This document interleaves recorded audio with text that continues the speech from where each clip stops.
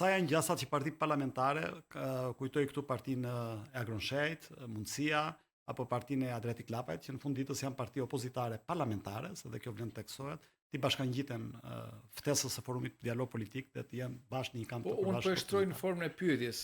Se dim që lëvizja bashkë shprehur. A ka interes Agronshej apo edhe Lapaj që do të thënë të kenë mandate në kuvend aq sa vota japin qytetarë shqiptar? Padyshim që duhet ta kenë, sepse gjysma e mandateve i ka marrë Edi Rama. Atëherë për ta bërë të mundur këtë ka nevojë për një reformë zgjedhore. Dhe kjo reformë zgjedhore kalon nëpërmjet një komisioni të reformës zgjedhore. Ke apo s'ke besim çdo gjë ndodh në kuvendin e Shqipërisë, se pastaj do kthehemi te absurditeti Lulbashës, që do të thonë duhet largohemi nga parlamenti dhe do na vi çdo gjë gati. Dhe për ta bërë këtë të mundur është e nevojshme që të ketë një platformë të përbashkët bashkë me forumin për dialog për ta prezantuar si qëndrim tonin unik, të unifikuar, për të shkuar për negociuar me faktorin ndërkombëtar. Pastaj dim tek çështja tjetër, nëse duhet kemi zgjedhje, se nuk është vetëm ligji, a kemi nevojë për një qeverisje që garanton zgjedhje të lira të ndershme? Dhe ca thonë se dua qeverinë teknike, se është politikë e tjerë.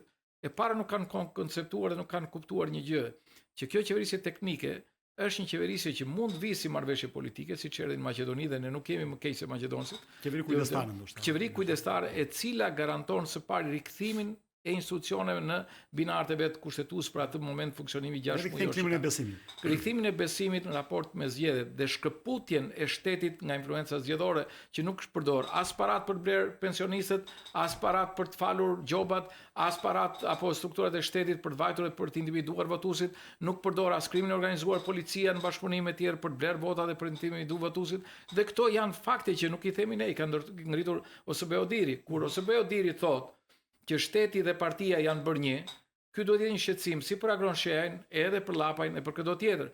Mënyra e shkëputjes, një nga mënyrat është ajo që është provuar në Maqedoni.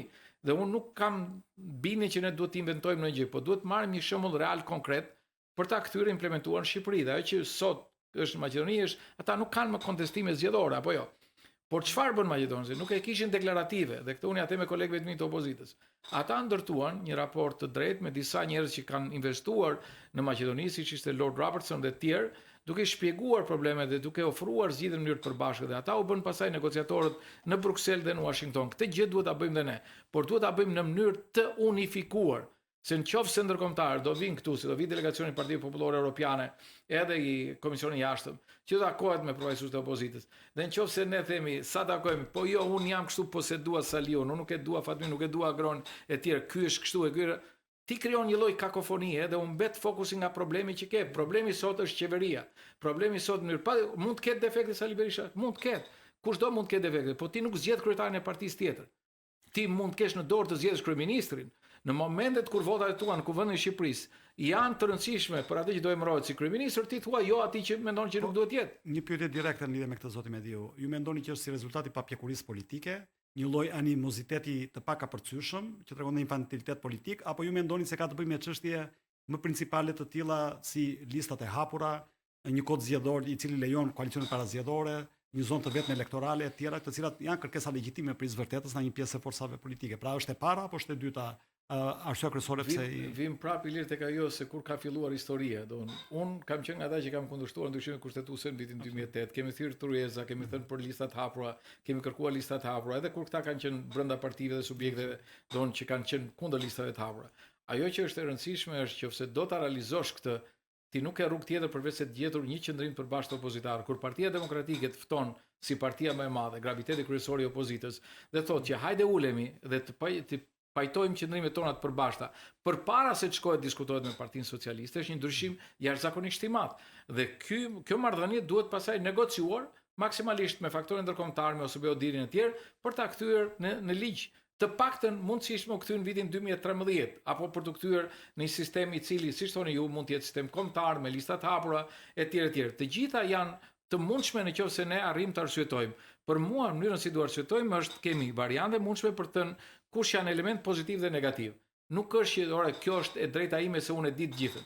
Nëse ne e ndërtojmë në një nivel teknik mirëkuptimin për reformën zgjedhore, në nivel politik do ta kemi më të lehtë. Nëse politikanët do bëjnë dhe teknikun, se mendojnë që din të gjitha, Në jashtë modestie po i them që për sistemin zgjedhor di pak më shumë se ata sepse kam një kod gjatë që luftoj dhe ka nevojë për një diskutim teknik për ta ndërtuar jo vetëm si sistem, por dhe funksionalitetin dhe implementimin në mënyrë që çdo forcë politike të marrë mandatet që jep qytetarit shqiptar.